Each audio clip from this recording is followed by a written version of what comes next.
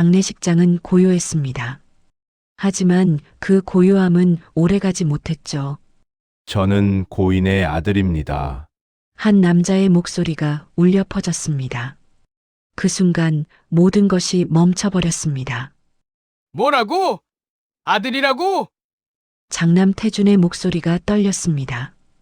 유전자 검사를 해보시죠. 저는 준비가 되어 있습니다. 그 남자는 차분했습니다. 너무나도 차분했죠. 이 남자가 누군지 아십니까? 봉제 공장에서 일하던 여자의 아들입니다. 우리 아버지를 유혹한 유혹이 아니었습니다. 사랑이었습니다. 사랑. 그 단어가 장례식장에 메아리 쳤습니다. 그리고 변호사가 오래된 봉투를 꺼냈을 때 모두가 알게 되었습니다. 이것은 단순한 소동이 아니라는 것을, 30년 동안 숨겨져 온 진실이 세상 밖으로 나오는 순간이라는 것을. 지금부터 들려드릴 이야기는 한 여인의 사랑과 한 남자의 용기, 그리고 한 가족의 비밀에 관한 이야기입니다. 2024년 3월 15일 서울 강남구의 한 대형 장례식장. 태산그룹 회장 강태산의 빈소가 차려진 이곳에는 이른 아침부터 조문객들의 발길이 끊이지 않았습니다. 정재계 인사들, 유명 연예인들, 그리고 수많은 직원들. 모두가 검은 옷을 입고 고개를 숙인 채 조용히 고인을 추모했습니다. 강태산.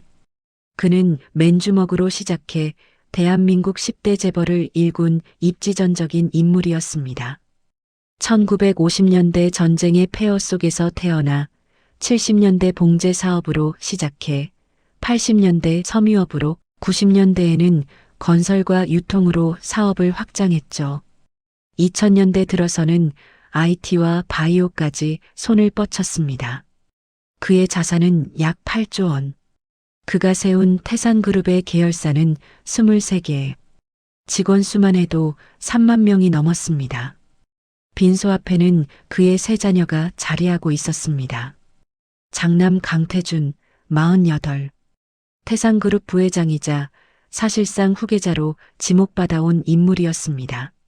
명문대를 나와 MBA까지 마친 엘리트였죠.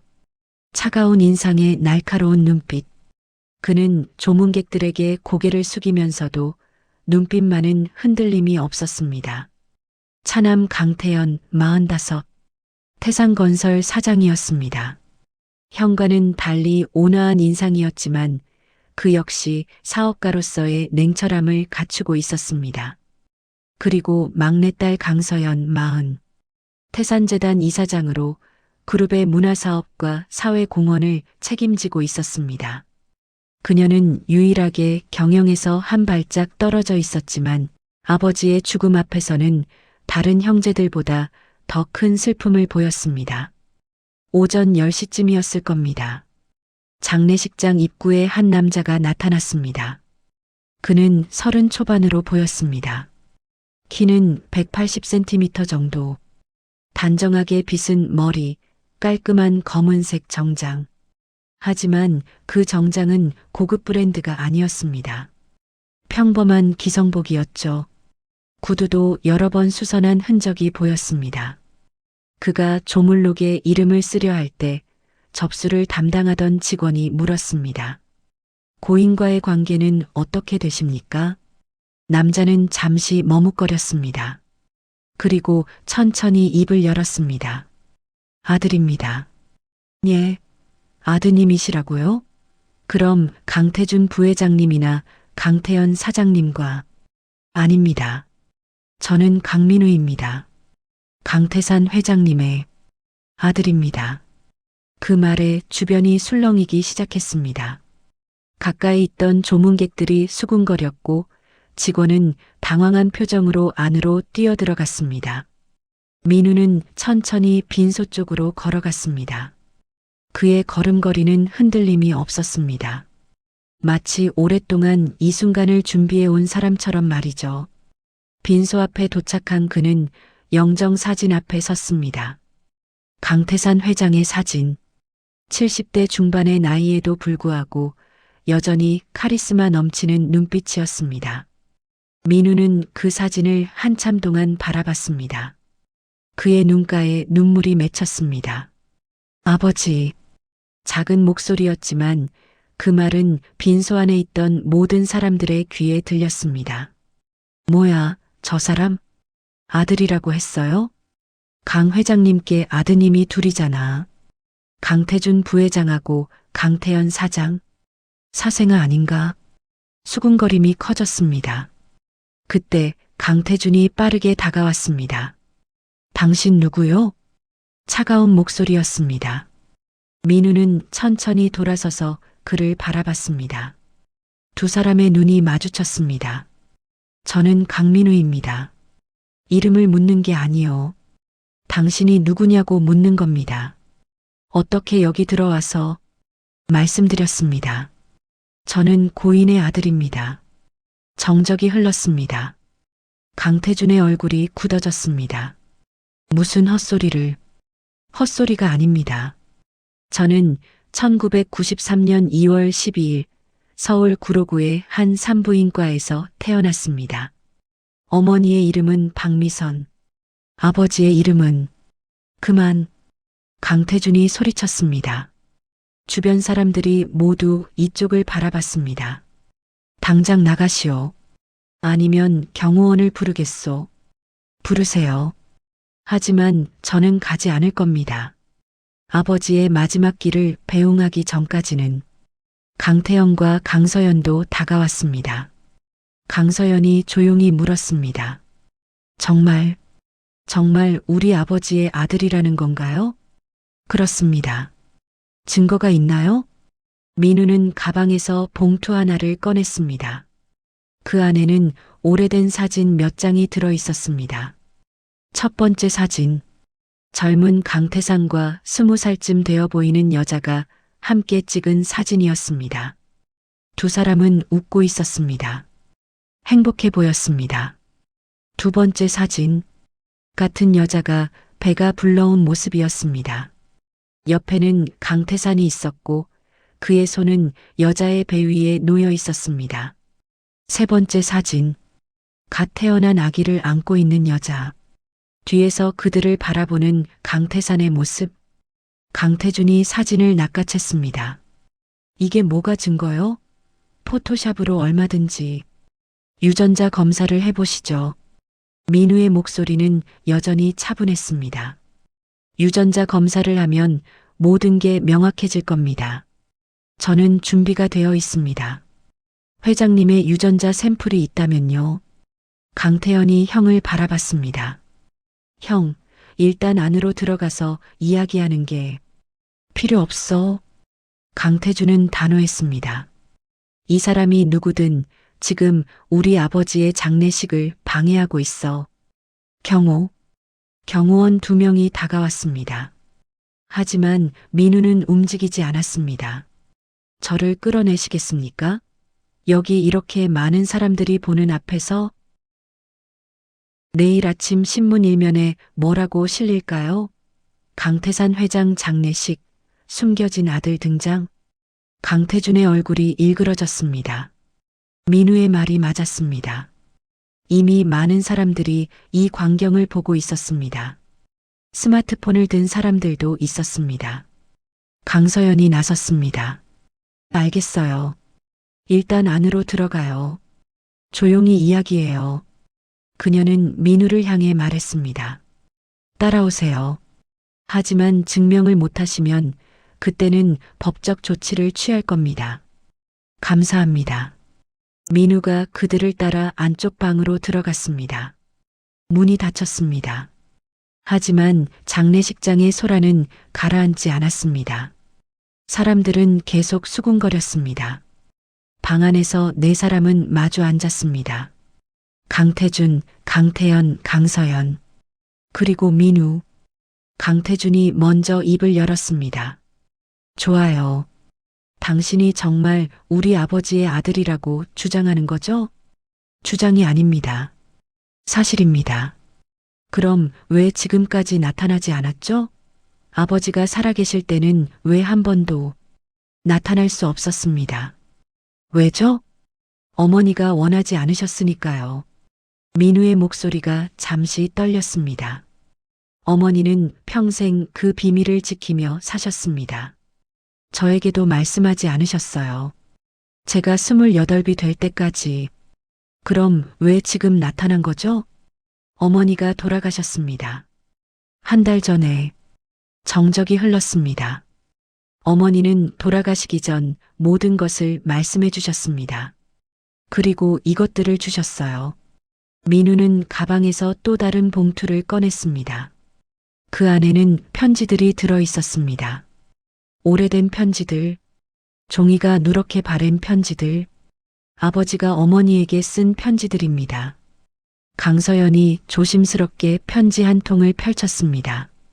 그녀는 아버지의 필체를 알고 있었습니다. 그리고 그 편지는 분명 아버지의 글씨였습니다. 미선아, 오늘도 당신 생각뿐입니다. 회의 시간에도 저녁 식사 자리에도 당신 얼굴이 떠올라 견딜 수가 없습니다. 당신을 만나지 못하는 하루하루가 고문과도 같습니다. 강서연의 손이 떨렸습니다. 이건 아빠 글씨예요. 강태준이 편지를 빼앗았습니다. 그도 알아봤습니다. 그의 얼굴이 창백해졌습니다. 설령 이게 아버지가 쓴 편지라 해도 그게 당신이 아버지의 아들이라는 증거는 되지 않아요. 맞습니다. 그래서 유전자 검사를 하자는 겁니다. 강태연이 물었습니다. 당신 어머니, 박미선 씨는 어떤 분이셨나요? 봉제 공장에서 일하셨습니다. 1970년대 초반부터 1990년대 중반까지 구로공단의 한 공장에서요. 구로공단. 강태준이 중얼거렸습니다. 그들의 아버지가 처음 사업을 시작한 곳. 봉제 하청 공장을 운영하며 맨주먹으로 일어선 곳. 당신 어머니와 아버지가 어떻게 만났다는 거죠? 1975년이었다고 들었습니다. 아버지가 공장을 돌아보시다가 어머니를 만났다고 하셨어요. 어머니는 18이었고 아버지는 25이셨죠. 그리고 사랑에 빠졌다? 강태준의 목소리에는 비아냥이 섞여 있었습니다. 그렇습니다. 아버지는 그때 이미 결혼하신 상태였어요. 우리 어머니와 알고 있습니다. 그런데도 사랑은 이성으로 설명할 수 없는 것 아닙니까? 강태준이 비웃었습니다. 사랑? 그건 그냥 불륜이라고 불러요. 그리고 당신은 그 불륜의 산물이고 민우의 눈빛이 차갑게 식었습니다. 제 어머니를 모욕하지 마십시오.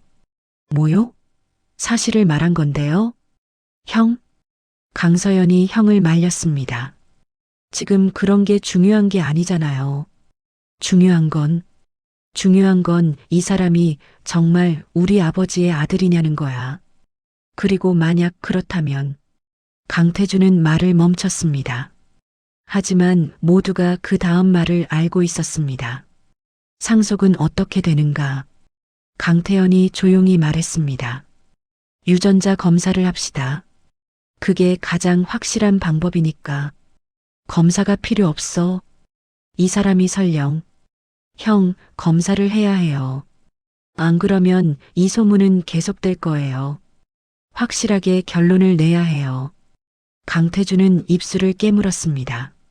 하지만 동생의 말이 맞았습니다. 좋아요. 검사를 하죠. 하지만 결과가 나올 때까지 당신은 언론에 한마디도 하지 마시오. 알겠소? 약속하겠습니다. 저는 언론 플레이를 하러 온 게 아닙니다. 다만 아버지의 아들로서 마땅한 대우를 받고 싶을 뿐입니다. 마땅한 대우? 그게 뭔데요? 장례식에 참석하는 것. 그리고 민우는 잠시 망설였습니다. 아버지의 유언을 듣는 것입니다. 그날 밤 민우는 작은 고시원으로 돌아왔습니다. 3평 남짓한 방, 책상 하나, 침대 하나가 전부였습니다. 창문 밖으로는 네온 사인이 깜빡였습니다. 그는 책상 서랍에서 작은 상자를 꺼냈습니다. 어머니가 남긴 상자였습니다. 그 안에는 사진들과 편지들, 그리고 오래된 공책 한 권이 들어 있었습니다. 민우는 공책을 펼쳤습니다. 어머니의 일기였습니다. 그는 이미 수십 번도 넘게 읽은 일기를 다시 펼쳤습니다. 1975년 4월 3일. 오늘 공장에 새로운 사장님이 오셨다. 젊은 분이셨다. 25살이라고 하셨다. 나보다 7살 많으시다. 공장을 둘러보시며 우리에게 하나하나 질문하셨다. 편하게 일하고 있는지, 불편한 점은 없는지. 다른 사장님들과는 달랐다. 1975년 4월 17일. 사장님이 또 오셨다. 이번에는 선풍기를 여러 대 사오셨다. 날씨가 더워지는데 환기가 잘 안 된다고 직원들이 힘들 것 같다고 하시며 순이 언니가 사장님 정말 착하다고 했다. 1975년 5월 2일. 오늘 야근을 하다가 사장님과 마주쳤다. 사장님도 늦게까지 일하고 계셨다. 같이 라면을 끓여 드셨다. 처음으로 둘이서 이야기를 나눴다. 사장님은 꿈이 크신 분이었다. 이 작은 공장을 시작으로 큰 회사를 만들고 싶다고 하셨다. 나는 그 꿈이 이뤄질 거라고 말씀드렸다. 사장님이 웃으셨다. 민우는 페이지를 넘겼습니다. 1975년 6월 20일. 사장님이 고백하셨다. 나를 좋아한다고. 하지만 나는 대답할 수 없었다. 사장님은 기혼자시다. 부인이 있고 어린 아들도 있으시다. 나는 그런 분을 좋아해서는 안 된다. 1975년 7월 5일. 마음을 정리하려 했지만 안 된다. 사장님을 볼 때마다 가슴이 뛴다. 이건 안 되는 일인데. 안 되는 일인데. 1975년 8월 14일. 오늘 사장님과 함께 한강을 걸었다. 틀렸다는 걸 안다. 하지만 사랑을 어떻게 멈출 수 있을까? 사장님도 나를 진심으로 사랑하신다. 그 눈빛을 보면 안다. 하지만 우리는 세상에 함부로 보일 수 없는 관계다. 1976년 3월 1일. 사장님의 사업이 커지고 있다. 공장이 2개에서 5개로 늘었다. 이제 나는 사장님을 자주 볼 수 없다. 그분은 바쁘시고 나는 여전히 재봉틀 앞에 앉아 있다. 하지만 괜찮다. 가끔 만나는 것만으로도 행복하다. 1978년 10월 12일. 사장님의 둘째 아들이 태어났다고 한다. 축하한다고 말씀드렸다. 그리고 울었다. 왜 우는지 모르겠다.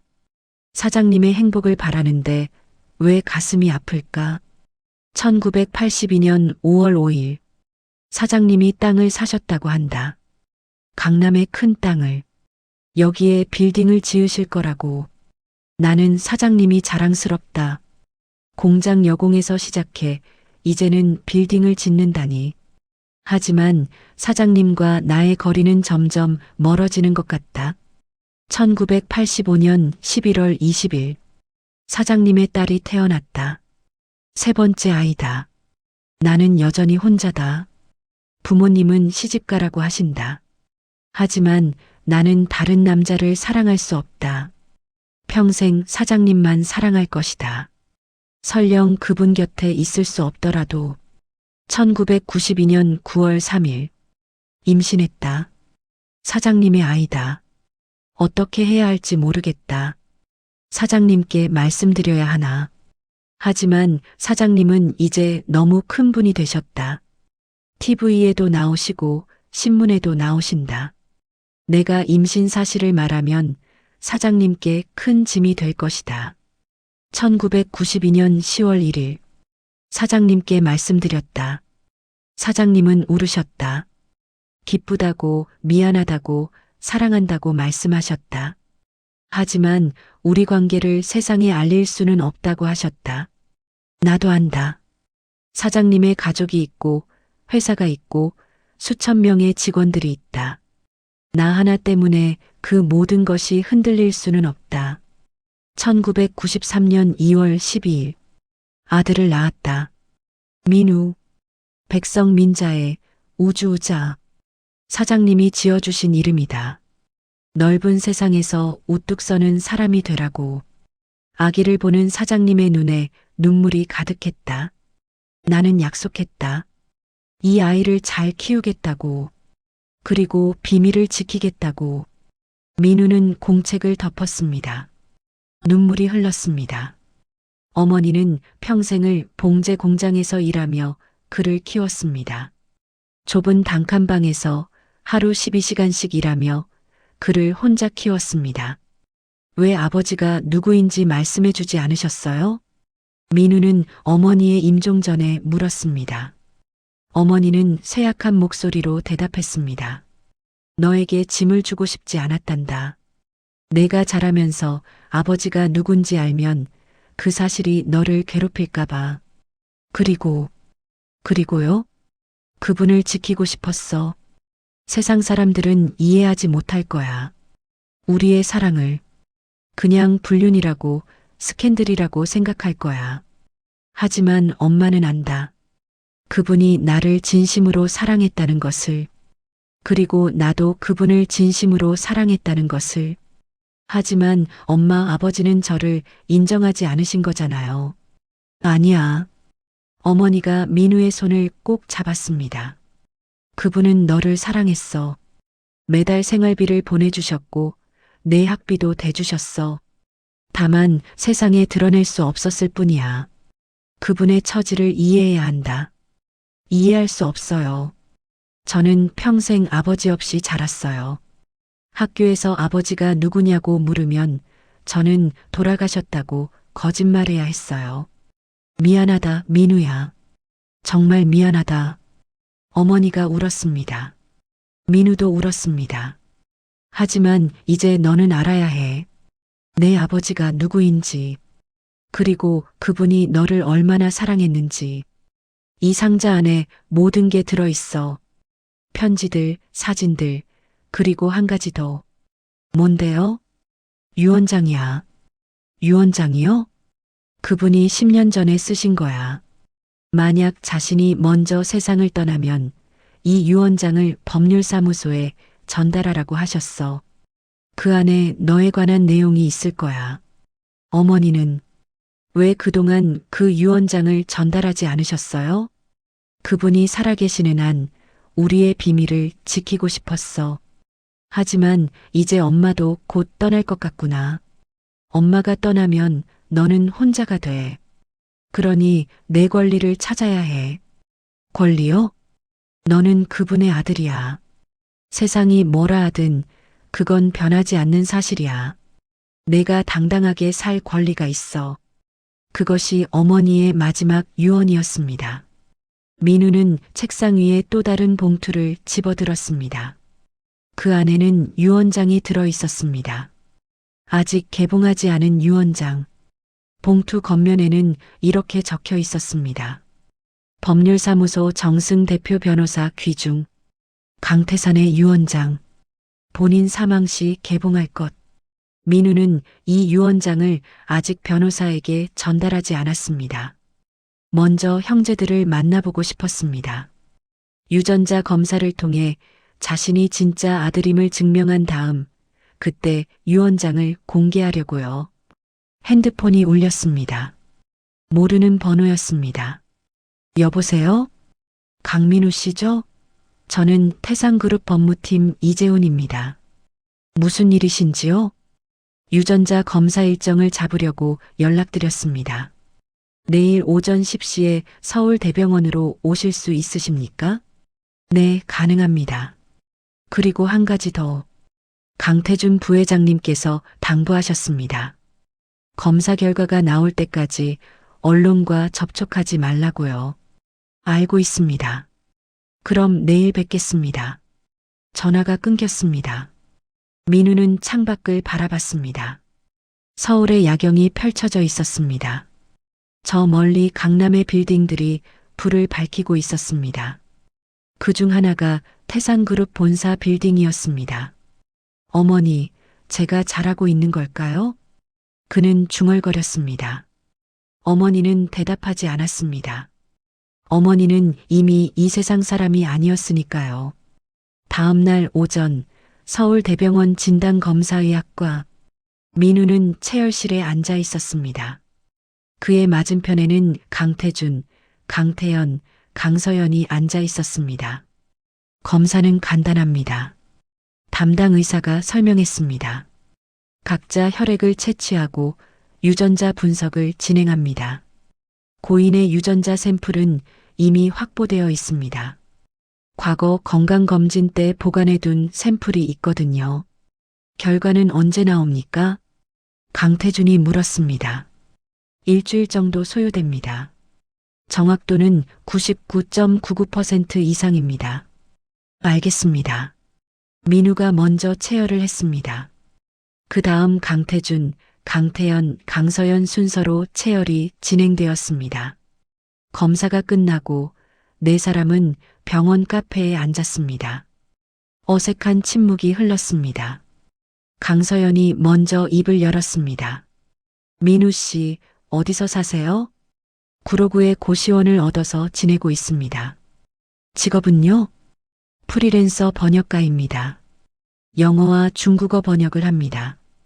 대학은 어디 나오셨어요? 한국 외대 통번역학과를 나왔습니다. 장학금으로요. 강태연이 놀란 표정을 지었습니다. 한국 외대라면 명문 아닙니까? 열심히 공부했습니다. 어머니가 고생하시는 모습을 보면서 제가 할 수 있는 건 공부밖에 없다고 생각했습니다. 어머니는 어떻게 돌아가셨나요? 강서연이 조심스럽게 물었습니다. 폐암이었습니다. 봉제 공장에서 40년 넘게 일하시면서 먼지와 화학물질에 노출되셨죠. 작년에 진단받으셨고 한 달 전에 돌아가셨습니다. 치료는 받으셨습니다. 하지만 너무 늦었습니다. 발견했을 때 이미 사기였으니까요. 정적이 흘렀습니다. 강태준이 차갑게 말했습니다. 동정 유발하려고 이런 이야기 하는 거요? 형? 강서연이 형을 쏘아봤습니다. 아닙니다. 민우가 담담하게 대답했습니다. 사실을 말씀드린 것뿐입니다. 저는 여러분의 동정을 원하지 않습니다. 다만 제 권리를 찾고 싶을 뿐입니다. 권리? 무슨 권리? 아들로서의 권리입니다. 아버지의 장례식에 참석할 권리, 아버지의 유언을 들을 권리, 그리고 민우는 잠시 망설였습니다. 상속받을 권리입니다. 강태준이 비웃었습니다. 그래, 결국 돈 얘기로 가는군. 역시 그게 목적이었어. 돈이 목적이라면 진작에 나타났을 겁니다. 어머니가 살아계실 때, 치료비가 필요할 때 말입니다. 그럼 왜 그때는 안 나타났소? 어머니가 원하지 않으셨으니까요. 어머니는 아버지를 사랑했습니다. 그래서 아버지를 곤란하게 만들고 싶지 않으셨어요. 하지만 이제 어머니도 아버지도 다 돌아가셨습니다. 저는 혼자 남았습니다. 그래서 나타난 겁니다. 강태연이 물었습니다. 만약 유전자 검사 결과 당신이 정말 우리 아버지의 아들로 판명되면 당신은 뭘 원하는 겁니까? 먼저 아버지의 아들로 인정받고 싶습니다. 호적에 올리고 싶습니다. 그 다음은 상속분을 받고 싶습니다. 법에 정해진 대로요. 강태준이 테이블을 쳤습니다. 법에 정해진 대로 당신이 법을 알기는 아오.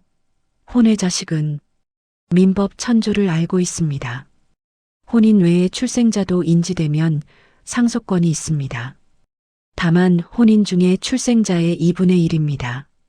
민우는 차분했습니다. 하지만 개정된 법에 따르면 2023년부터는 혼의 자식도 동등한 상속권을 갖습니다. 아버지께서 2024년에 돌아가셨으니 저는 여러분과 동등한 상속권을 가집니다. 강태준의 얼굴이 굳었습니다. 강태연과 강서연도 놀란 표정이었습니다. 법을 공부하셨군요. 강태연이 말했습니다. 지난 한 달 동안 상속법을 공부했습니다. 제 권리가 무엇인지 알아야 했으니까요. 당신이 설령 아버지의 아들이라고 증명된다 해도 상속은 간단한 문제가 아니요. 강태준이 말했습니다. 아버지의 재산은 대부분 회사 지분입니다. 유동 자산이 아니에요. 당신에게 줄 수 있는 현금이 많지 않다는 뜻입니다. 지분을 나눠주시면 됩니다. 지분을? 강태준이 웃었습니다. 태상그룹의 지분을 당신에게? 당신이 경영을 할 수 있소? 배우겠습니다. 배운다고? 기업 경영이 그렇게 쉬운 줄 아시오? 여러분도 처음부터 다 아셨던 건 아니잖습니까? 우리는 어릴 때부터 아버지 밑에서 배웠소. 대학 때부터 회사 일을 익혔고 10년, 20년 경력을 쌓았어요. 당신은? 배우겠습니다.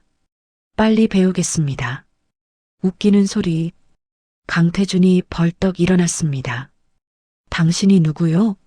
고시원에 사는 번역가? 그런 사람이 갑자기 나타나서 재벌 회사 지분을 달라고? 말이 됩니까? 형, 진정해요. 강서연이 형을 진정시켰습니다. 아직 검사 결과도 안 나왔잖아요. 결과를 보고 이야기합시다. 결과는 뻔해. 강태준이 소리쳤습니다. 이 사람이 우리 아버지 아들이든 아니든 우리 회사에는 아무 상관없어. 절대로 지분을 나눠줄 수 없어. 그는 카페를 나가버렸습니다. 남은 세 사람은 침묵했습니다. 한참 후 강태연이 입을 열었습니다. 형은 원래 성격이 급합니다. 이해해주세요. 이해합니다. 갑자기 나타난 제가 부담스러우실 겁니다. 부담스럽다기보다 강태연은 말을 흐렸습니다. 회사가 지금 어려운 상황입니다. 경제가 안 좋고 경쟁사들도 많고 이런 상황에서 경영권 분쟁이 생기면 회사에 큰 타격입니다. 경영권 분쟁을 일으킬 생각은 없습니다.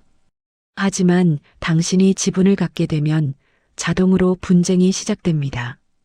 외부 투자자들이 당신을 이용하려 할 겁니다. 민우는 그 말의 의미를 이해했습니다. 그가 지분을 갖게 되면 경영권을 노리는 외부 세력이 그의 지분을 사려고 할 것입니다. 그렇게 되면 가족 간의 경영권 싸움이 시작될 것이고 회사는 흔들리게 될 것입니다. 제가 지분을 팔지 않으면 되지 않습니까? 그렇게 간단하지 않습니다. 당신이 돈이 필요해지면 언젠가는 팔게 될 겁니다. 그리고 우리가 사지 않으면 외부인이 사겠죠. 그럼 여러분이 제 지분을 사시면 됩니다. 돈이 문제가 아닙니다. 강서연이 끼어들었습니다. 민우 씨, 솔직히 말씀드릴게요. 저희는 당신을 어떻게 대해야 할지 모르겠어요. 당신이 우리 이복 형제라는 게 사실이라면 당신도 가족이에요. 하지만 동시에 당신은 우리 가족을 위협하는 존재이기도 해요. 저는 여러분을 위협하려는 게 아닙니다. 알아요. 당신의 입장도 이해해요. 하지만 우리 입장도 생각해봐요. 우리는 평생 아버지의 자식으로 살아왔어요. 그런데 갑자기 당신이 나타나서 사실 아버지에게는 또 다른 아들이 있었다고 말하는 거예요. 이게 얼마나 충격적인지 아세요? 민우는 고개를 끄덕였습니다. 죄송합니다. 제가 나타나서 여러분에게 상처를 준 것 같습니다. 상처보다는 혼란스러워요. 강서연이 말했습니다. 우리 아버지가 어떤 분이었는지 다시 생각하게 돼요. 우리가 알던 아버지는 엄격하고 원칙적인 분이었어요. 하지만 당신의 이야기를 들으니 아버지에게도 그런 면이 있었구나 싶어요. 비밀스러운 사랑, 숨겨진 아들. 그녀의 눈에 눈물이 맺혔습니다. 아버지를 원망해야 할지 이해해야 할지 모르겠어요. 민우도 눈시울이 붉어졌습니다. 어머니도 그랬습니다.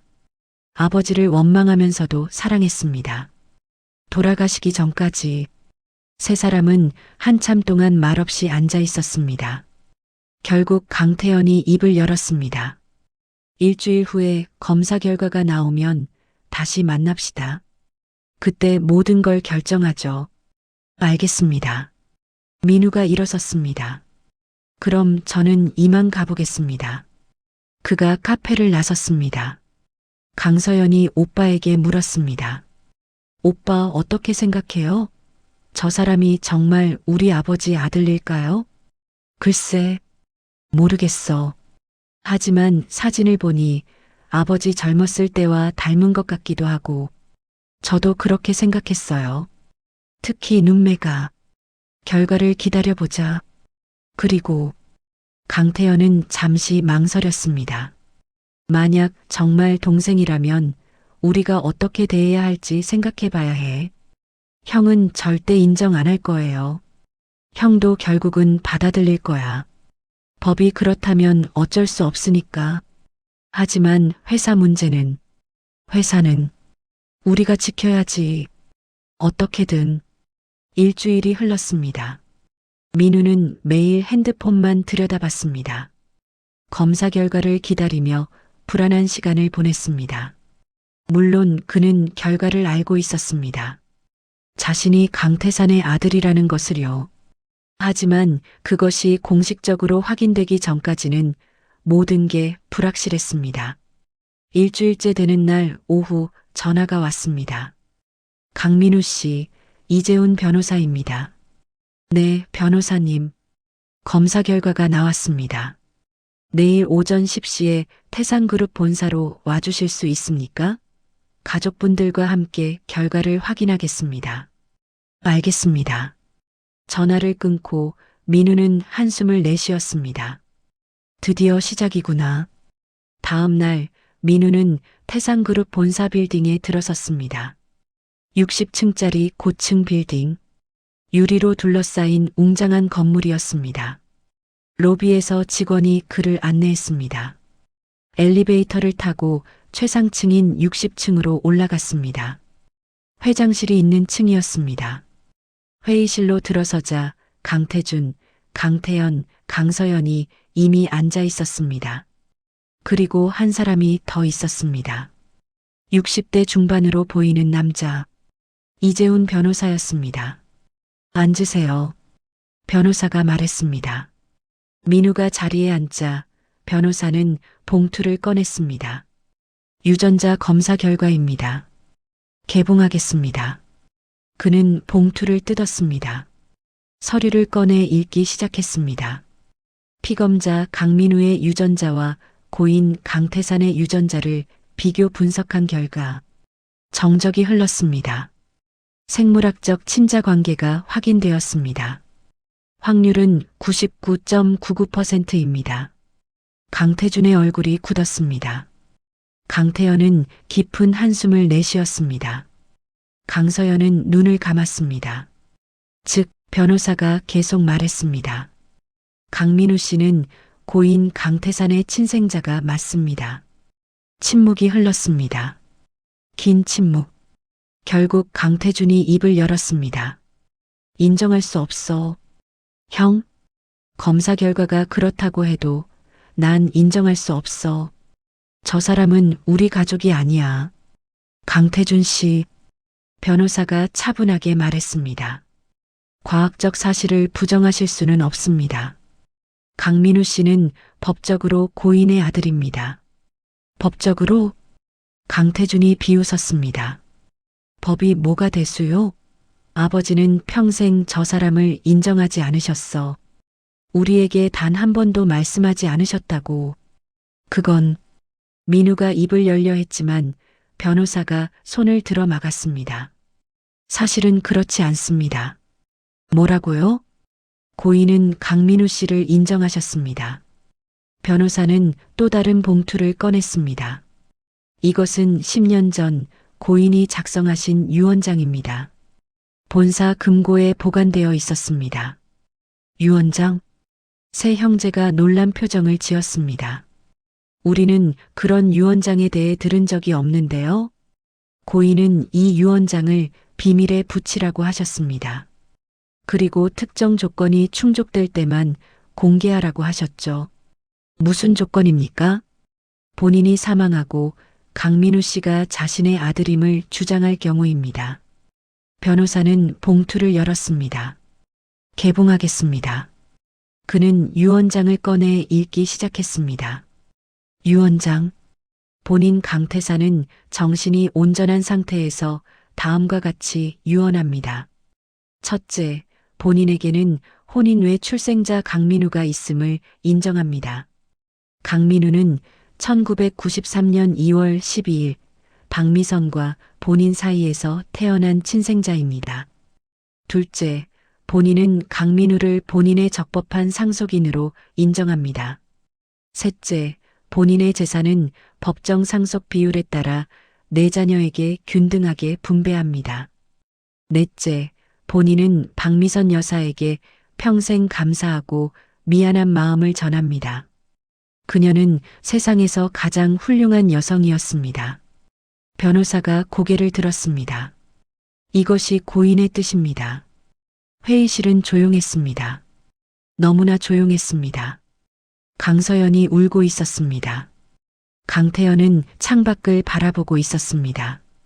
강태준은 주먹을 불끈 쥐고 있었습니다. 이건 말이 안 돼. 강태준이 떨리는 목소리로 말했습니다. 아버지가 정말 이런 유언을 남기셨을 리 없어. 필적 감정도 완료되었습니다.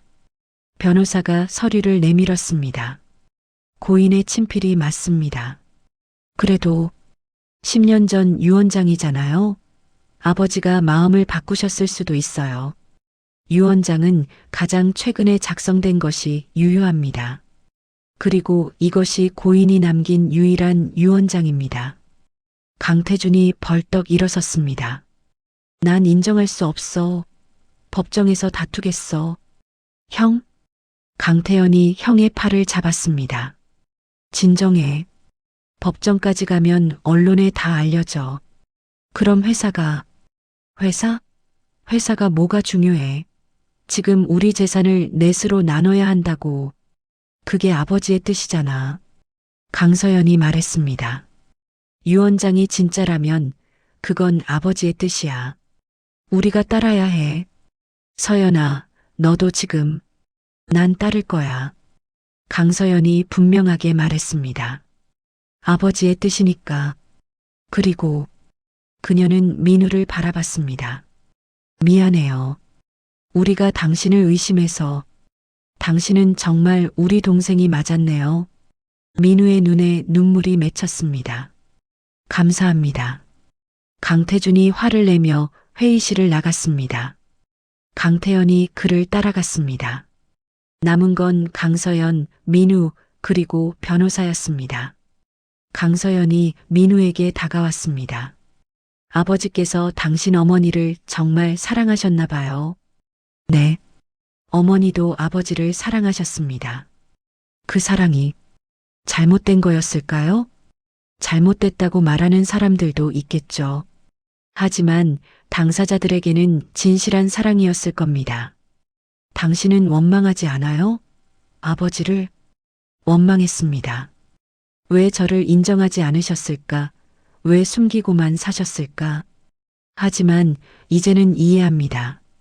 아버지도 힘드셨을 거예요. 두 가족 사이에서.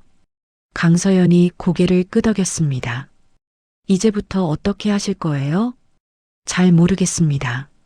아직 실감이 안 나요. 변호사가 끼어들었습니다. 상속 절차를 진행해야 합니다. 재산 목록을 작성하고 상속세를 계산하고 분할하는 과정이 필요합니다. 시간이 좀 걸릴 겁니다. 알겠습니다. 그리고 강민우 씨. 변호사가 민우를 바라봤습니다. 고인께서 당신을 위해 준비해 둔 것이 하나 더 있습니다. 뭔가요?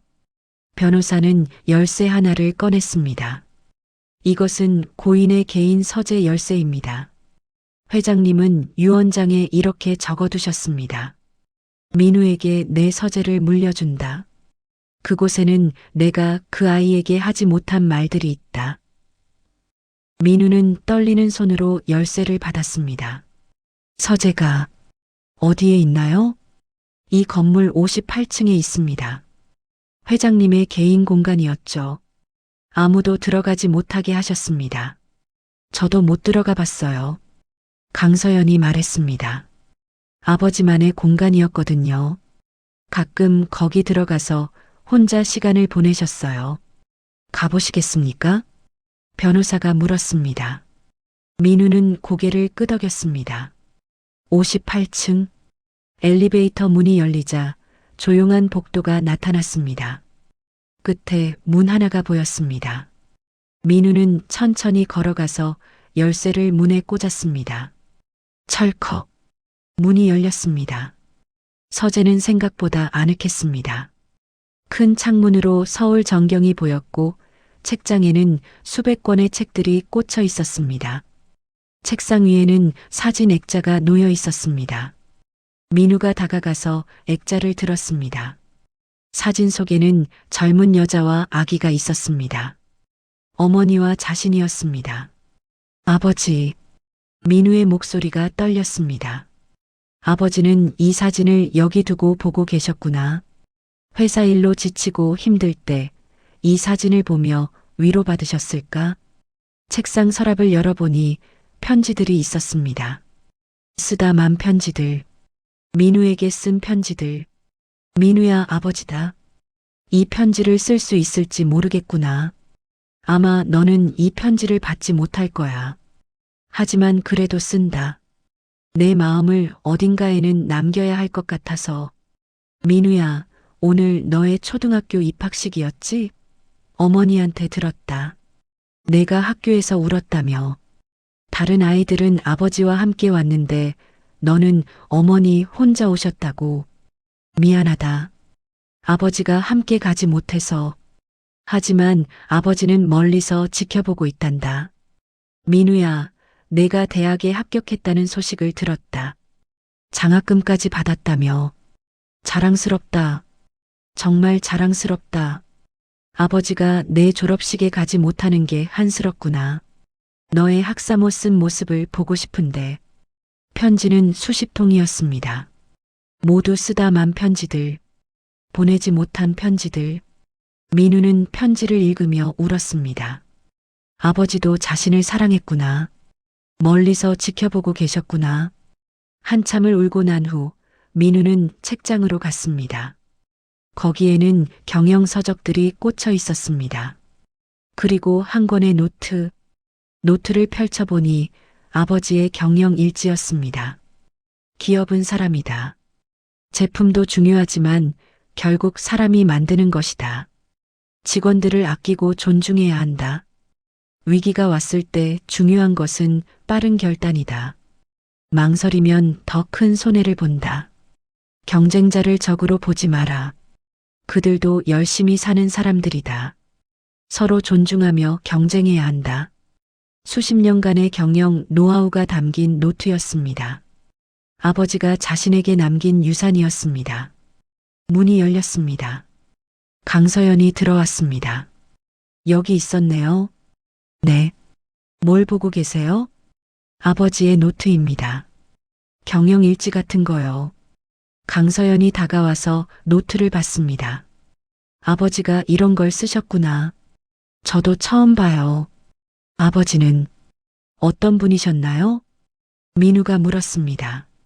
제가 아버지를 직접 알지 못했으니까 누나가 말씀해 주세요. 강서연은 잠시 생각하더니 입을 열었습니다. 엄격한 분이셨어요. 특히 우리한테는. 공부도 열심히 하라 하시고 회사 일도 배우라 하시고 실수하면 호되게 야단치셨죠. 무서우셨겠네요. 무섭긴 했지만 사랑도 느꼈어요. 아버지는 말로 사랑한다고 잘 안 하셨지만 행동으로 보여주셨어요. 제가 아플 때는 밤새 간호하셨고 학교 행사에도 바쁘신데 꼭 오셨고. 강서연의 눈에 눈물이 맺혔습니다. 그런 아버지가 다른 가족이 있었다는 게 믿기지 않아요. 누나, 아버지를 원망하세요? 원망 할까요? 잘 모르겠어요. 배신감도 들고 이해도 되고 아버지도 한 사람의 인간이었으니까. 사랑도 하고 실수도 하고. 어머니는 알고 계셨을까요? 민우의 질문에 강서연은 고개를 저었습니다. 모르세요. 아마 눈치채셨을 수도 있지만 절대 말씀 안 하셨어요. 어머니는 강한 분이세요. 모든 걸 견디는 분이죠. 지금 어디 계세요? 프랑스에 계세요. 아버지 돌아가시고 나서 요양차 떠나셨어요. 이번 일은 아직 말씀 안 드렸어요. 말씀드려야 하지 않을까요? 그러려고요. 하지만 어떻게 말씀드려야 할지. 둘은 한참 동안 말없이 서 있었습니다. 결국 강서연이 말했습니다. 민우 씨, 아니, 민우야. 네. 이제부터 민우야라고 불러도 될까? 네. 우리 오빠들이 아직 받아들이기 힘들어하지만 시간이 지나면 괜찮아질 거야. 특히 태연 오빠는 이해심이 많은 사람이니까. 태준 형님은요? 형은 시간이 좀 걸릴 거야. 형은 책임감이 강해. 가족을, 회사를 지켜야 한다는 부담감이 큰 사람이거든. 그래서 변화를 받아들이기 힘들어해. 이해합니다. 하지만 형도 결국은 받아들일 거야. 그게 아버지의 뜻이니까. 형은 무엇보다 아버지를 존경했던 사람이거든. 강서연이 민우의 손을 잡았습니다. 환영해, 동생아. 우리 가족이 돼줘서 고마워. 민우는 더 이상 참을 수 없었습니다. 눈물이 쏟아졌습니다. 감사합니다, 누나. 두 사람은 한참 동안 울었습니다. 아버지를 잃은 슬픔, 새로운 가족을 얻은 기쁨, 복잡한 감정들이 뒤섞여 있었습니다. 한편 회장실에서는 강태준과 강태연이 대화를 나누고 있었습니다. 형, 진정해. 이미 확인된 거잖아. 진정하라고? 우리 재산이 넷으로 쪼개지는데? 그게 아버지 뜻이야. 아버지가 제정신이셨을까? 30년 동안 숨기고 살다가 죽기 전에 갑자기 유언장을 10년 전에 쓰신 거잖아. 그게 문제야. 10년 전이면 아버지가 60대 중반이셨어. 혹시 치매 초기 증상은 아니었을까? 형, 그건 너무. 법정에서 다투면 이길 수도 있어. 유언장의 유효성을 다툴 수 있다고. 그러면 언론에 다 나가. 강태연이 단호하게 말했습니다. 우리 아버지 스캔들이 일면에 실려. 재벌 회장의 숨겨진 아들, 그런 제목으로. 회사 주가는 폭락하고 직원들은 동요하고. 형, 그게 원하는 거야? 그럼 어쩌라는 거야? 그냥 재산 나눠주고 끝? 당분간은 그래야지. 상속세 내고 분할하고 법적으로 해야 할 일들 하는 거야. 그리고 경영권은? 그건 천천히 이야기해 보자. 민우가 경영에 참여하고 싶어 하는지도 알아봐야 하고. 참여하겠다고 하면? 그럼 배우게 해야지. 그것도 아버지 뜻일 거야. 강태준은 주먹으로 책상을 쳤습니다. 30년 동안 이 회사를 위해 일했어. 나는 대학도 아버지가 정해주신 대로 갔고, 전공도 경영학으로 했고, 유학도 MBA 하러 갔어. 모든 걸 이 회사를 위해 준비했다고. 나도 알아, 형. 그런데 지금 갑자기 나타난 고시원 청년한테 회사를 나눠주라고? 나눠주는 게 아니야. 그도 아버지 아들이니까 당연한 몫을 주는 거지. 당연한 몫? 그가 이 회사를 위해 뭘 했는데? 봉제 공장 여자아들이 무슨 자격으로? 형? 강태연이 소리쳤습니다. 그런 식으로 말하지 마. 민우는 잘못이 없어. 태어난 환경을 선택할 수는 없잖아.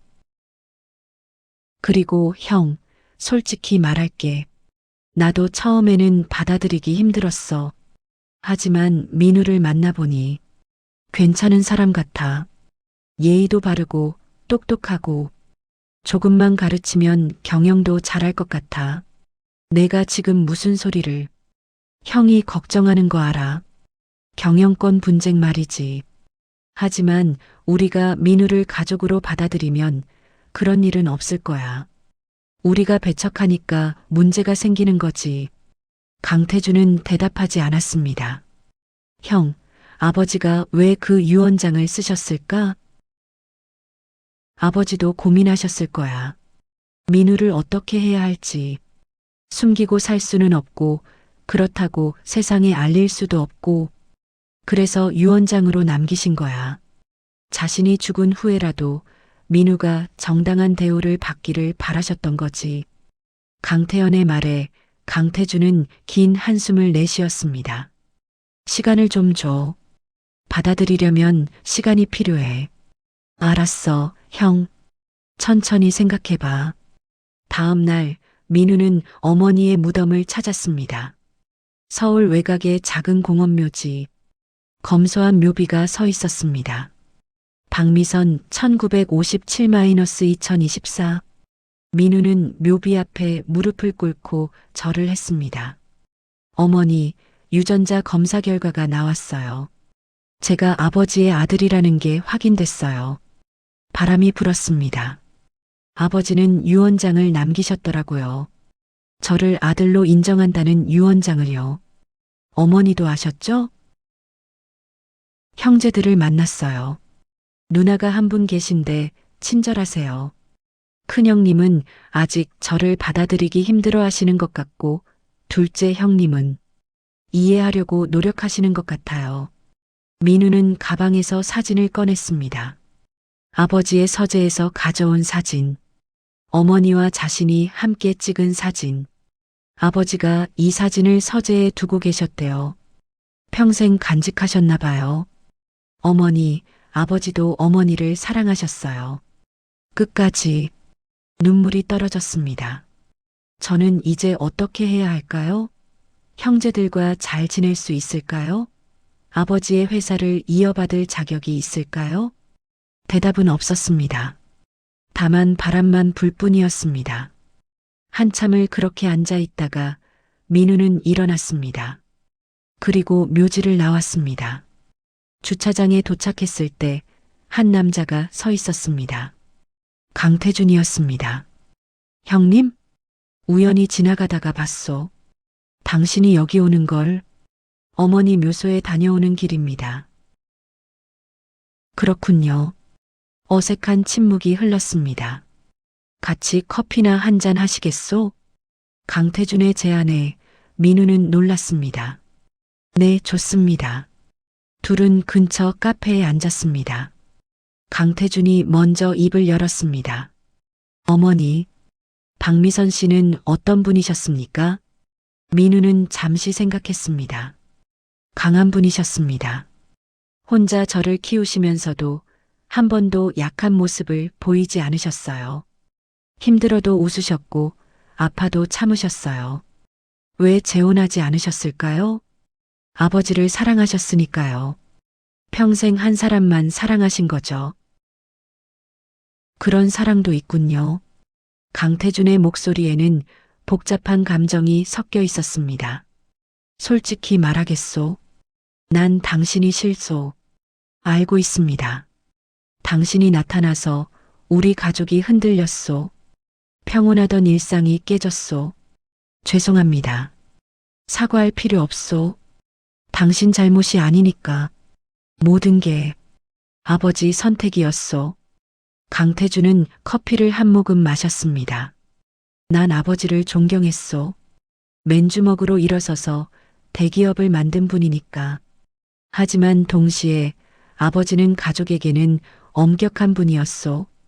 감정 표현도 잘 안 하셨고, 그런 아버지가 당신 어머니에게는 달랐다는 게 솔직히 질투가 나요. 민우는 놀라서 강태준을 바라봤습니다. 아버지가 당신 어머니한테 보낸 편지들을 봤소. 우리한테는 절대 안 하시던 말들이 가득하더군요.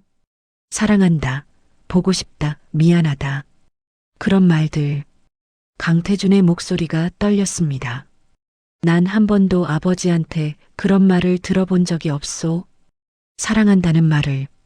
아버지는 우리한테 엄격하고 차가우셨소.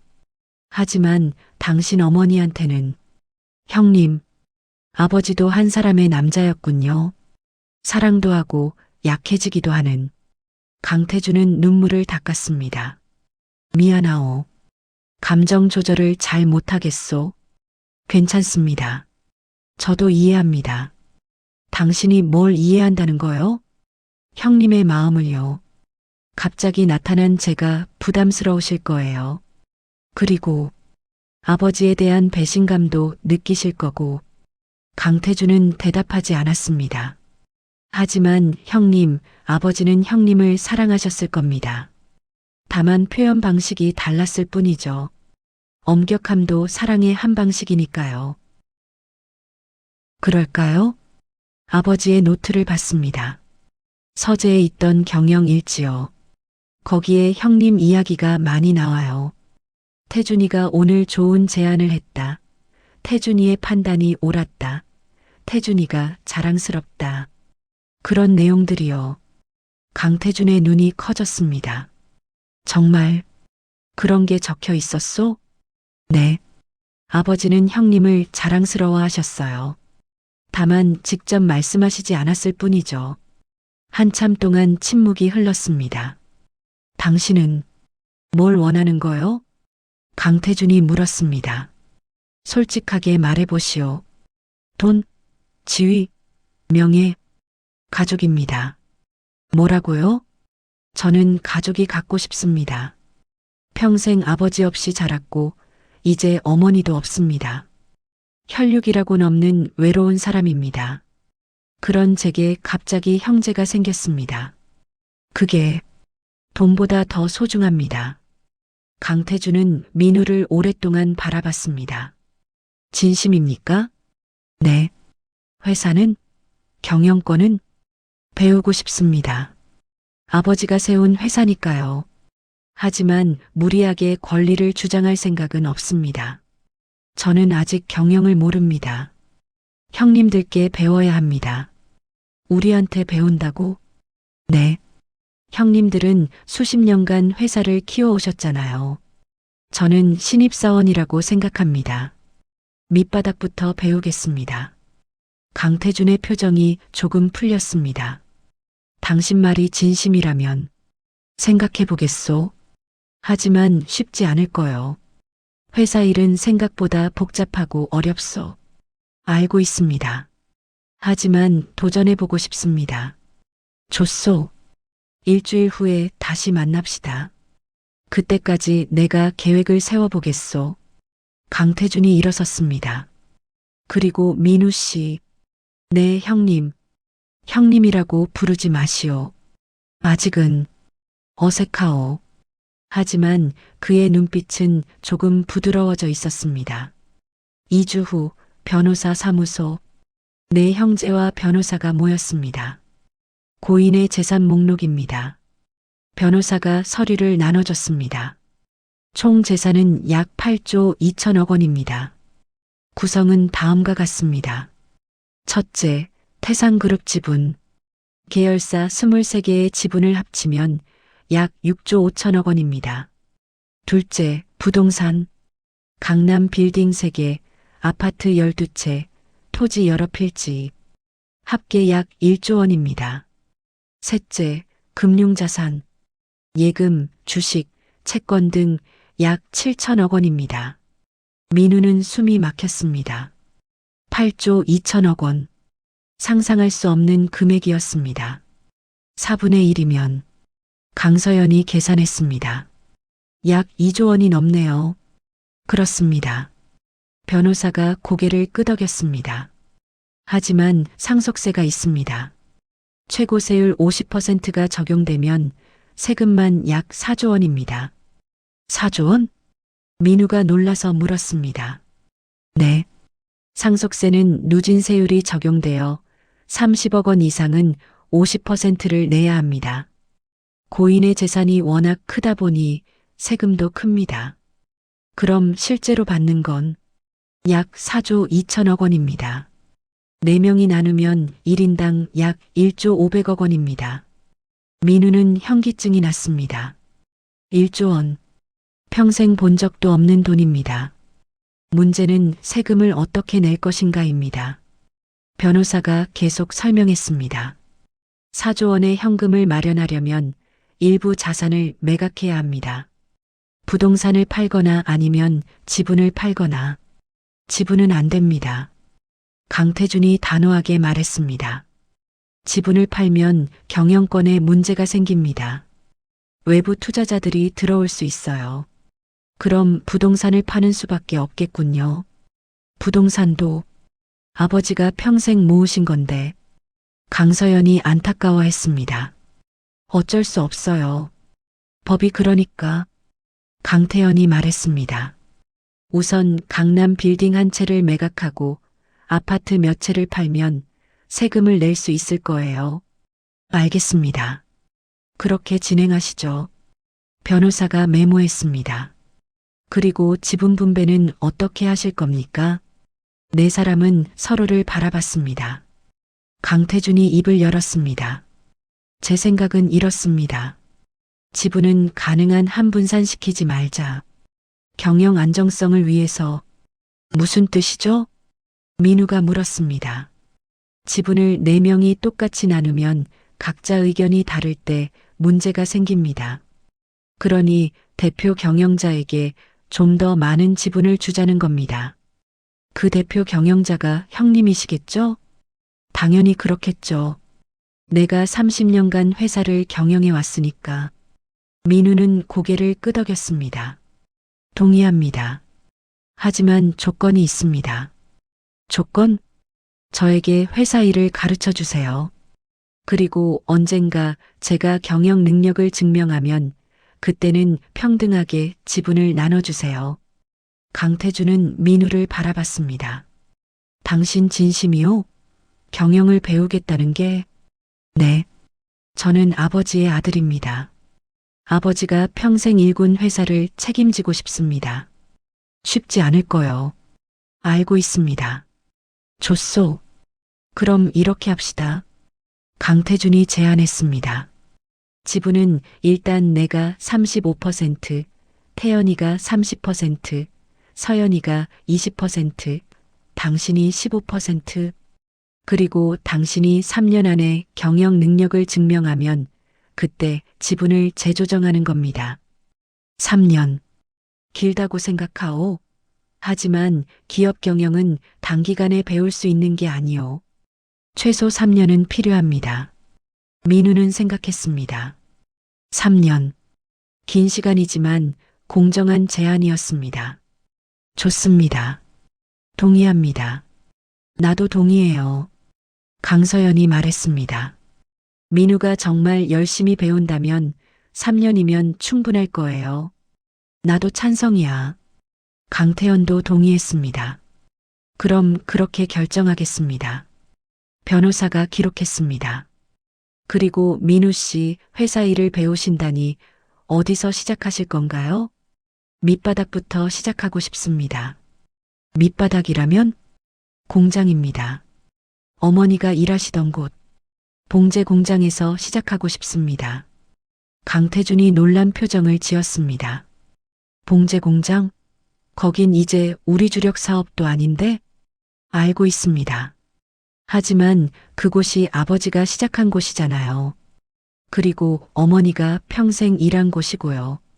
저는 거기서 시작하고 싶습니다. 강태준은 한참 민우를 바라보다가 고개를 끄덕였습니다. 좋소. 당신이 원한다면 그렇게 하시오. 하지만 특별 대우는 없을 거요. 일반 직원과 똑같이 일해야 합니다. 물론입니다. 월급도 신입사원 수준이고 숙소도 직원 기숙사고. 감사합니다. 강태준은 작게 미소 지었습니다. 당신 예상보다 괜찮은 사람이군요. 한 달 후 민우는 구로구의 태산섬유 공장에서 일하기 시작했습니다. 어머니가 40년 전 일했던 바로 그 공장이었습니다. 공장은 낡았지만 여전히 가동되고 있었습니다. 10명의 직원들이 재봉틀 앞에 앉아 열심히 일하고 있었습니다. 신입 강민우입니다. 잘 부탁드립니다. 민우는 허리를 굽혀 인사했습니다. 어머, 젊은 친구가 왜 여기 왔어? 50대 여성 반장이 물었습니다. 배우고 싶어서요. 배워? 봉제를? 네. 요즘 젊은 사람들 봉제 안 하려고 하는데 신기하네. 뭐, 좋아. 저기 빈자리에 앉아. 김 과장한테 배워. 민우는 재봉틀 앞에 앉았습니다. 어머니가 앉았을 자리. 어머니가 매일 12시간씩 일했던 자리. 처음이에요? 옆자리에 30대 여성이 물었습니다. 네. 그럼 이것부터 배워요. 직선 받기부터. 민우는 하루 종일 재봉틀 앞에 앉아 있었습니다. 손이 아팠고, 허리가 아팠고, 눈이 아팠습니다. 하지만 그만두지 않았습니다. 어머니는 40년을 이렇게 일하셨구나. 저녁이 되어 기숙사로 돌아왔을 때 몸은 녹초가 되어 있었습니다. 하지만 마음은 뿌듯했습니다. 한편 태산그룹 본사에서는 긴급 회의가 열리고 있었습니다. 형님, 이게 무슨 일입니까? 강태현이 서류를 내밀었습니다. 민우를 공장에 보낸 게 언론에 알려졌어요. 재벌 아들, 봉제 공장에서 일하다라는 제목으로요. 뭐? 강태준이 서류를 받아봤습니다. 과연 인터넷 뉴스에 민우의 기사가 올라와 있었습니다. 태산그룹고 강태산 회장의 숨겨진 아들로 알려진 강민우 씨가 봉제 공장에서 일하고 있는 것으로 확인됐다. 관계자에 따르면 강 씨는 한 달 전부터 구로구 태산섬유 공장에서 신입사원으로 근무 중이며 다른 직원들과 동일한 대우를 받고 있다고 한다. 이는 재벌 2세들의 화려한 삶과는 대조적인 모습으로 네티즌들 사이에서 화제가 되고 있다. 댓글들이 달려 있었습니다. 와, 재벌인데 공장에서 일하다니 대박 겸손하네. 다른 재벌들도 좀 배워라. 어머니가 봉제 공장 직원이었다던데. 그래서 그런가 진짜 재벌 아들 맞아? 사기 아니야? 강태준이 한숨을 내쉬었습니다. 누가 흘렸을까? 공장 직원 중 누군가겠죠. SNS에 올렸다가 퍼진 것 같아요. 민우한테 연락했어? 네. 본인은 괜찮다고 하더라고요. 오히려 이렇게 관심받는 게 부담스럽다고. 강태준은 복잡한 표정이었습니다. 형, 솔직히 말할게요. 강태현이 진지하게 말했습니다. 민우 괜찮은 것 같아요. 진짜 배우려고 노력하고 있어요. 공장 반장한테 들었는데 성실하고 열심히 한대요. 그래서 우리가 너무 경계하는 거 아닐까요? 민우는 우리 동생이잖아요. 좀 더 도와줘야 하지 않을까요?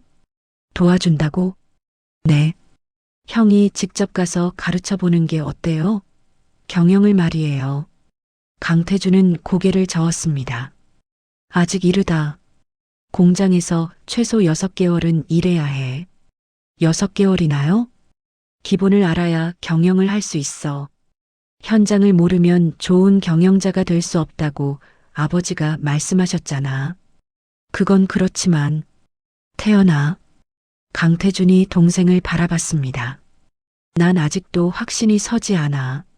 민우가 진짜 회사를 위하는 건지 아니면 다른 속셈이 있는 건지. 형, 민우는 그런 애가 아니에요. 어떻게 알아? 겨우 2달 본 거로. 하지만 지켜보자. 시간이 증명해 줄 거야. 민우가 진심인지 아닌지. 한편 강서연은 프랑스에 있는 어머니를 만나러 갔습니다. 파리 외곽의 한 저택. 어머니 박은혜는 정원에서 책을 읽고 있었습니다. 어머니, 서연아 왔구나. 박은혜는 70대 초반이었지만 여전히 우아한 자태를 유지하고 있었습니다. 어머니, 말씀드릴 게 있어요. 무슨 일이니? 강서연은 심호흡을 하고 조심스럽게 말했습니다. 아버지께 다른 아들이 있었어요.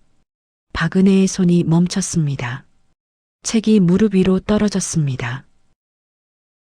알고 있었어. 예, 알고 있었다고. 내 아버지한테 다른 여자가 있었다는 거. 강서연은 충격을 받았습니다. 알고 계셨어요? 그럼 왜 아무 말 안 했냐고? 박은혜가 쓸쓸하게 웃었습니다. 말한다고 뭐가 달라지니? 이혼할 수도 없고, 그렇다고 그 여자한테 찾아가서 싸울 수도 없고. 하지만 어머니, 난 선택했어. 모른 척 하는 걸. 내 아버지를 사랑했으니까. 그리고 너희들이 있었으니까. 박은혜의 눈에 눈물이 맺혔습니다. 완벽한 결혼 생활이란 없어. 모든 부부는 나름의 비밀과 타협을 갖고 있지. 우리 부부도 마찬가지였어. 그 아들이 지금 우리 회사에서 일하고 있어요. 알아. 뉴스로 봤어. 화나지 않으세요? 글쎄, 화보다는 슬픔이 더 큰 것 같구나. 박은혜가 정원을 바라봤습니다. 내 아버지가 그 여자한테는 다른 모습이었을 거야. 나한테는 보여주지 않던 모습. 부드럽고 따뜻하고 약한 모습. 어머니, 그게 질투가 나. 내가 50년을 함께 살았는데도 보지 못한 모습을 그 여자는 봤다는 게. 강서연은 어머니를 껴안았습니다. 미안해요, 어머니. 내가 왜 미안하니? 너희들은 잘못이 없어. 그리고 그 아이도 잘못이 없어. 모든 건 어른들의 선택이었어. 어머니, 그 아이를, 민우를 어떻게 대해야 할까요? 박은혜는 한참 생각하더니 대답했습니다. 가족으로 받아들여라. 예. 그 아이도 내 아버지의 피를 받은 아이야. 내 동생이지. 비록 다른 어머니한테서 태어났지만 그래도 동생이야.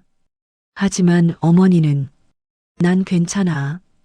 이미 오래전에 받아들였어. 그리고 이제 내 아버지도 없잖니. 더 이상 미워할 이유도 질투할 이유도 없어. 박은혜가 딸의 손을 잡았습니다. 서연아, 가족은 소중한 거야. 내 오빠들하고 그 아이 잘 지내거라. 서로 미워하고 싸우면 가장 슬퍼하실 분은 내 아버지실 거야. 네, 어머니. 6개월이 지났습니다. 민우는 이제 숙련된 재봉사가 되어 있었습니다. 손놀림도 빨라지고 품질도 좋아졌습니다. 민우 씨, 정말 잘하네요. 반장이 칭찬했습니다. 이제 우리 공장 최고 실력자 중 한 명이에요. 감사합니다. 그런데 언제까지 여기 계실 거예요? 소문 들었어요. 회장님 아들이시라면서요? 민우는 웃었습니다. 소문이 과장된 것 같아요. 저는 그냥 평범한 직원입니다. 에이, 겸손은. 뉴스에도 나왔잖아요. 그날 저녁 민우는 강태준의 전화를 받았습니다. 내일 본사로 와. 무슨 일이신가요? 6개월 지났어. 이제 다음 단계로 넘어갈 시간이야. 다음 날 민우는 본사 60층 회장실로 갔습니다. 강태준이 기다리고 있었습니다. 앉아. 민우가 앉자 강태준이 물었습니다. 공장에서 6개월 일했어. 뭘 배웠어? 많은 걸 배웠습니다. 현장의 어려움, 직원들의 고충, 그리고 제품이 만들어지는 과정. 그래서 회사는 직원들이 만드는 거라는 걸 알았습니다. 경영자는 그 직원들을 위해 존재하는 거고요. 강태준이 고개를 끄덕였습니다. 제대로 배웠군. 이제 경영을 가르쳐 주지. 감사합니다, 형님. 형님이라고 불러도 돼. 민우는 놀라서 강태준을 바라봤습니다. 이제 인정해. 넌 내 동생이야. 비록 늦게 만났지만 민우의 눈에 눈물이 맺혔습니다. 고맙습니다, 형님. 울지 마. 남자가. 강태준이 불편한 듯 고개를 돌렸습니다. 내일부터 내 밑에서 일할 거야. 비서실에 배치한다. 거기서 경영 전반을 배워. 열심히 하겠습니다. 기대해. 넌 잠재력이 있어. 공장 반장한테 들었어. 6개월 만에 최고 실력자가 됐다며? 과찬입니다. 과찬이 아니야. 넌 빨리 배우는 능력이 있어. 아버지를 닮은 거지. 그날부터 민우는 강태준 밑에서 일하기 시작했습니다. 회의에 참석하고 보고서를 검토하고 거래처를 방문했습니다. 처음에는 모든 게 어려웠습니다. 경영 용어도 생소하고 숫자도 복잡했습니다. 하지만 민우는 포기하지 않았습니다. 밤늦게까지 공부하고 모르는 건 물어봤습니다. 3개월이 지나자 민우는 어느 정도 업무를 파악했습니다. 6개월이 지나자 혼자서도 일을 처리할 수 있게 됐습니다. 민우, 이번 프로젝트 너한테 맡긴다. 어느 날 강태준이 말했습니다. 무슨 프로젝트인가요? 베트남 공장 신설 프로젝트야. 우리가 베트남에 새로운 섬유 공장을 지으려고 해. 내가 담당 책임자를 해봐. 제가요? 하지만 경험은 하면서 쌓는 거야. 태연이한테 도움받고 나한테도 물어봐. 할 수 있어. 감사합니다. 최선을 다하겠습니다. 민우는 프로젝트에 뛰어들었습니다. 베트남을 방문하고 현지 업체와 협상하고 공장 설계를 검토했습니다. 힘들었지만 보람도 있었습니다. 뭔가를 만들어가는 과정이 즐거웠습니다. 6개월 후 베트남 공장이 준공되었습니다. 현지 직원 500명을 고용한 대규모 공장이었습니다. 준공식에 강태준, 강태연, 강서연 모두 참석했습니다. 축하해, 민우야. 강서연이 박수를 쳤습니다. 첫 프로젝트를 성공적으로 마쳤네. 다들 도와주신 덕분입니다. 너 실력이야. 강태연이 어깨를 두드렸습니다. 이제 진짜 경영자가 된 것 같아. 강태준도 만족스러운 표정이었습니다.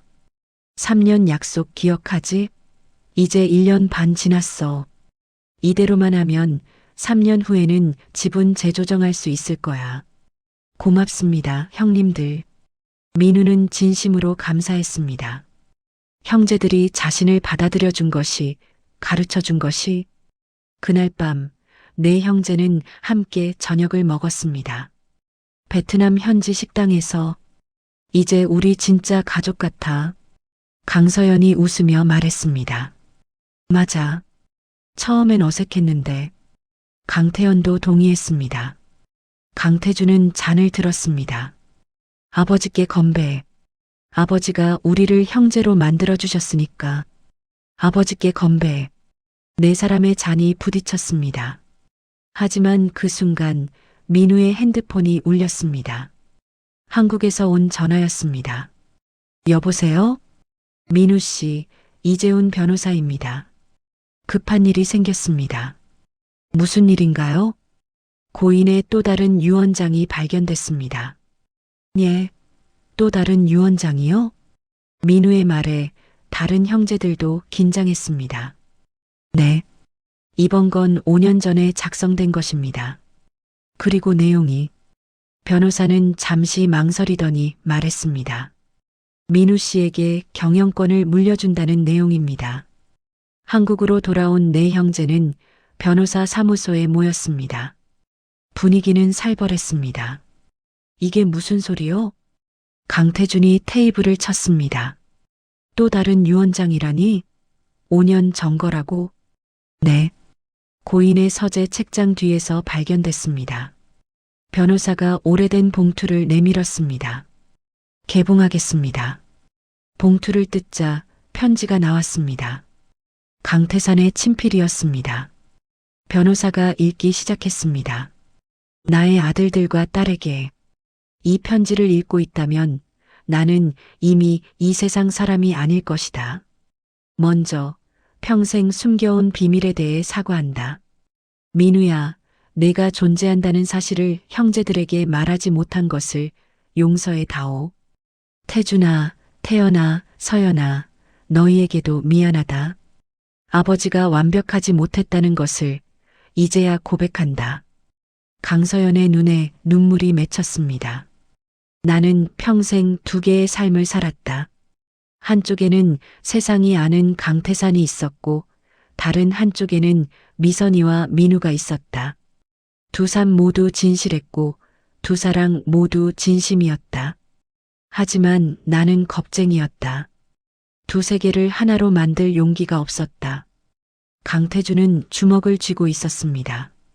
민우야, 너는 내가 가장 후회하는 부분이다. 내 어머니는 평생 내 하나만 바라보며 살았고 너는 아버지 없이 자랐다. 그 모든 게 내 선택 때문이었다. 미안하다. 정말 미안하다. 민우는 편지를 듣는 것이 너무 고통스러웠습니다. 이제 내가 내릴 마지막 결정에 대해 말하겠다. 나는 민우에게 회사의 경영권을 맡기기로 했다. 태준아, 내가 분노할 것을 안다. 너는 30년간 나를 도왔고 회사를 키웠다. 하지만 내 판단은 이렇다. 태준이, 너는 뛰어난 경영자다. 하지만 너무 완벽을 추구한다. 실수를 용납하지 못하고 변화를 두려워한다. 태연이, 너는 따뜻한 사람이지만 결단력이 부족하다. 중요한 순간에 망설인다. 서연아, 너는 가장 지혜롭지만 경영보다는 다른 길이 맞는다. 강태준의 얼굴이 창백해졌습니다. 민우는 다르다. 나는 그 아이를 30년간 멀리서 지켜봤다. 가난 속에서도 좌절하지 않았고 어머니 혼자 키우는 환경에서도 훌륭하게 자랐다. 그 아이에게는 내가 가진 것이 있다. 맨바닥에서 일어설 수 있는 힘, 역경을 기회로 만드는 능력. 그것이 이 회사가 다음 세대에 필요로 하는 것이다. 이건 말도 안 돼. 강태준이 떨리는 목소리로 말했습니다. 태준아, 나는 내가 이 결정에 분노할 것을 안다. 하지만 이것이 회사를 위한 최선의 선택이라고 믿는다. 너는 민우를 도와주어라. 내 경험과 그의 추진력이 만나면 회사는 더 큰 도약을 할 수 있을 것이다. 태연아, 서연아, 너희도 민우를 지지해 주길 바란다. 그리고 민우야, 너는 형들을 존중하고 배워라. 그들에게는 내가 없는 것들이 있다. 변호사가 마지막 부분을 읽었습니다. 이것이 나의 마지막 유언이다. 너희 넷이 서로 미워하지 않기를 바란다. 가족으로 남아주길 바란다. 사랑한다. 나의 아이들아. 2019년 3월 15일 강태산. 정적이 흘렀습니다. 긴 정적. 강태준이 벌떡 일어났습니다. 난 인정 못해. 절대로. 형님. 민우가 말하려 했지만 강태준이 손을 들어 막았습니다. 30년이야. 내가 이 회사를 위해 바친 시간이 30년이라고. 그런데 지금 1년 반이란 너한테 경영권을 넘기라고? 말도 안 돼. 형, 진정해. 강태연이 형의 팔을 잡았습니다. 일단 앉아서 이야기하자. 앉아서 뭘 이야기해? 이미 결론 났잖아. 아버지가 민우를 선택하셨잖아. 그게 아니야, 형. 아버지는 날 믿지 않으셨어. 30년을 함께 일했는데도 끝까지 날 믿지 않으셨다고. 강태준의 목소리가 떨렸습니다. 그의 눈에 눈물이 맺혔습니다. 형님, 민우가 일어섰습니다. 저는 경영권을 원하지 않습니다. 모두가 민우를 바라봤습니다. 아버지의 뜻은 감사하지만 저는 거절하겠습니다. 형님이 회사를 이끌어야 합니다. 민우야, 그게 무슨... 강서연이 놀라서 물었습니다. 이건 아버지의 유언이야. 내가 거절할 수 있는 게 아니야. 거절할 수 있습니다. 유언은 강제가 아니니까요. 민우가 강태준을 바라봤습니다. 형님, 저는 이 1년 반 동안 많은 걸 배웠습니다. 경영이 얼마나 어려운지, 얼마나 큰 책임이 따르는지, 그리고 형님이 얼마나 이 회사를 사랑하시는지. 아버지의 판단이 틀렸다고는 생각하지 않습니다. 아버지는 회사의 미래를 생각하셨을 겁니다. 하지만 저는 아직 준비가 안 됐습니다. 형님처럼 30년의 경험도 없고 직원들의 신뢰도 없습니다. 민우는 깊게 숨을 들이쉬었습니다. 그래서 제안합니다. 형님이 대표이사를 맡으시고 저는 부사장으로 일하겠습니다. 그리고 앞으로 10년 형님 밑에서 배우겠습니다. 10년 후 제가 준비가 되면 그때 경영권을 넘겨받겠습니다. 그게 회사를 위한 최선이라고 생각합니다. 강태준은 민우를 오랫동안 바라봤습니다. 너 진심이야? 네. 저는 회사를 위기로 몰고 싶지 않습니다. 형제 간의 분쟁으로 직원들이 불안해하는 것도 원하지 않습니다. 강태현이 민우의 어깨에 손을 얹었습니다. 민우야, 너 정말 이게 맞는 것 같아요, 형님. 아버지의 뜻도 존중하지만 현실도 봐야죠. 강서연이 눈물을 닦았습니다. 민우야, 고마워. 정말 고마워. 강태준은 한참을 말없이 서 있었습니다. 그의 눈에서도 눈물이 흘렀습니다. 미안하다, 민우야. 형님? 내가 너를 경계했어. 내가 회사를 빼앗으러 온 줄 알았어. 하지만 넌 달랐구나. 강태준이 민우에게 다가왔습니다. 내 제안 받아들이겠어. 하지만 10년은 너무 길어. 5년만 같이 일하자. 5년 후면 넌 준비가 될 거야. 그때 경영권을 물려받아. 형님, 그리고 그때까지 내가 가진 모든 걸 가르쳐 주겠어. 30년간 배운 모든 것을 약속해. 강태준이 손을 내밀었습니다. 민우는 그 손을 잡았습니다. 감사합니다, 형님. 두 사람은 한참 동안 손을 잡고 있었습니다. 변호사가 조용히 말했습니다. 그럼 이렇게 정리하면 되겠습니까? 강태준 씨가 대표이사, 강민우 씨가 부사장, 그리고 5년 후 경영권 승계. 네. 네 사람이 동시에 대답했습니다. 알겠습니다. 그럼 주주총회를 열어 공식화하겠습니다.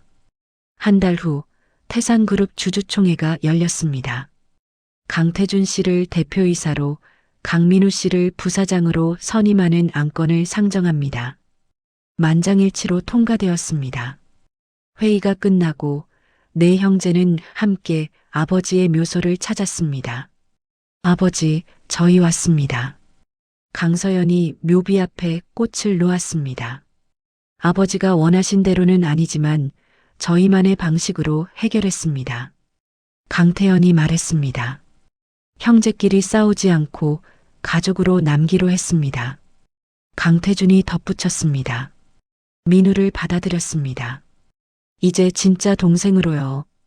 민우는 묘비 앞에 무릎을 꿇었습니다. 아버지, 저 강민우입니다.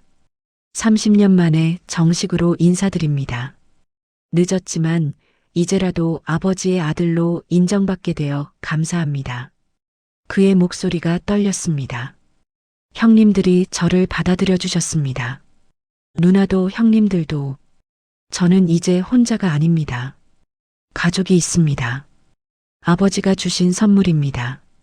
민우는 절을 했습니다.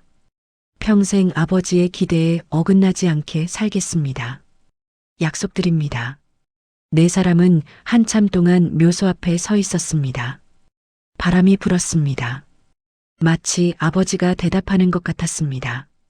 잘했다, 아이들아. 너희는 내가 바랐던 것보다 더 훌륭하구나.